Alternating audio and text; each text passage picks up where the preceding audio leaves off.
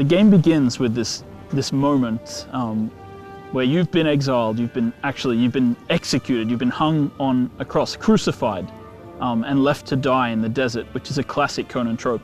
And as you hang there, there's a sandstorm, and from the sandstorm emerges Conan the Barbarian, vital, strong, and he walks towards you out of the wasteland and he chops you down, and then he frees you from the nails and he hands you his axe and he says, "Now it's your turn.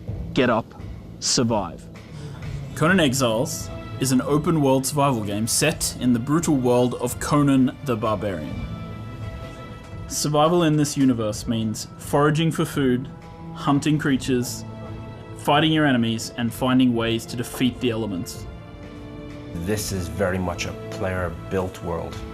You decide, you fix the world, you create the world, you build the houses, you make your own settlements, you create your own empire, essentially. One of the things that we talked about was the first location that we wanted the game to take place in. So we've chosen a desert. We've been playing around so far with a combination of tessellation-based displacement for foot imprinting and a neat little real-time fluid solver for simulating sand blowing across the desert surface. This, of course, is fully dynamic, so it'll respond nicely to anything happening on screen.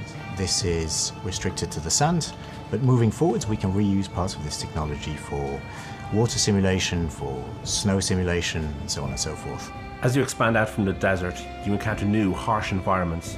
Mountains, snow, ice, swamp, rivers, impenetrable forests.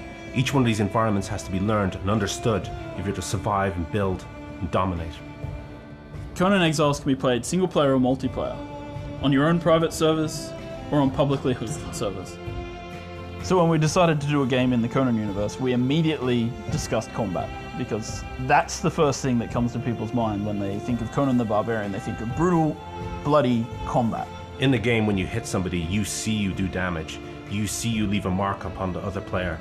You see heads coming off, you see arms coming off, you see blood, you see gore, you see dents in armor.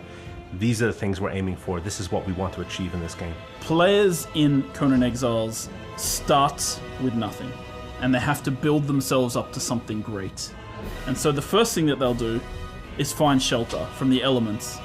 And the second thing that they'll do is build a community. And hopefully, by the end of their time, they'll have built themselves a kingdom.